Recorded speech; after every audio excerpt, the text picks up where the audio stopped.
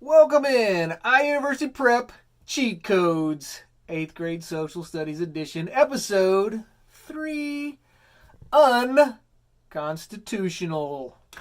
Today we're talking about the Constitution, whether or not a law is constitutional. So we've talked about the first 10 amendments to the Constitution. We've talked about the Bill of Rights. Well, today what we're going to talk about is whether or not a law that is passed in the United States is constitutional. It has to match the Constitution. If it doesn't match, like these two socks back here don't match, Mr. Chicken, you are wearing socks that don't match.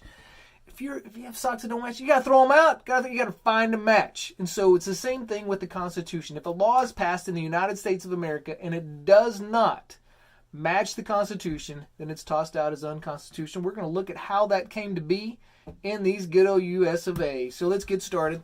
First thing you need is you need to get out your note cards. Get out these note cards right here. Add to it 2 note cards. 2 note cards this time. Side 1 is going to say, of the first note card, is going to say Marbury versus Madison. Side 2 is going to say judicial review, whether or not a law is constitutional.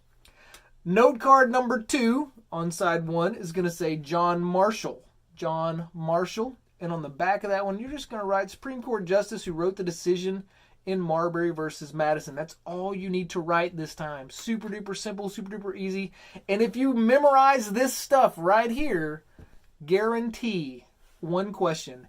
Every year from 2013 through 2018, there has been at least one question about this on the 8th grade Social Studies Star. The state of Texas wants you to know about Marbury versus Madison. So do I, right here. So let's get started going through some sample questions. Here we go. Read the question for yourself. Answer it. Pause. Unpause. Which precedent was established by the Supreme Court ruling in Marbury versus Madison? Is it A, the federal government has the power to regulate trade among the states? It is not. Is it B, the state governments lack the authority to regulate federal bureaus? It is not. Is it C, federal courts determine the constitutionality of a law? It is absolutely that. It is that federal courts determine the Constitution. Is it constitutional? Marbury versus Madison. Absolutely every time. All right, take a look at this. Read it for yourself. Pause the video.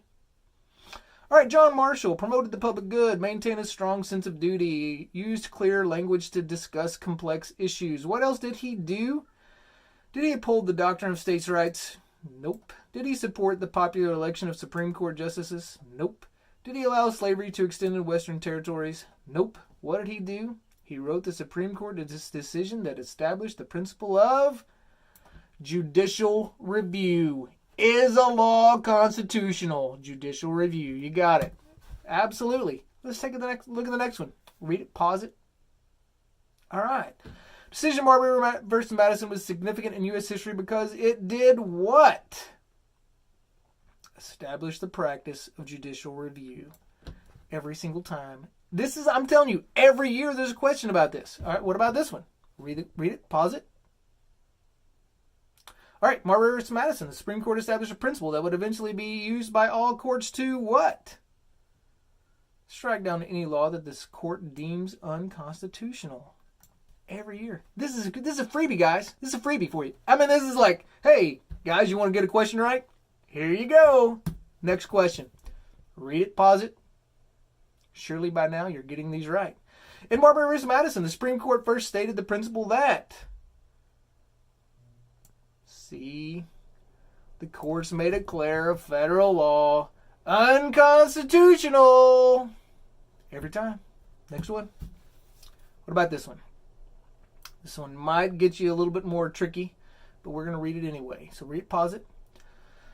The question whether the judges are invested with exclusive authority to decide on the constitutionality of a law has been heretofore a subject of consideration with me in the exercise of official duties. Certainly, there is not a word in the Constitution which has given that power to them more than to the executive or legislative branches. This is from Thomas Jefferson, 1815. Which constitutional principle is Jefferson referring to in this excerpt? Well, he's referring to judicial review, the opportunity for the courts to deem a law unconstitutional. And he's kind of questioning that. Well, guess what, Mr. Jefferson? It went down and it happened. All right, so let's combine the whole First Amendment. We talked about the First Amendment in episode 1. Let's combine that with judicial review.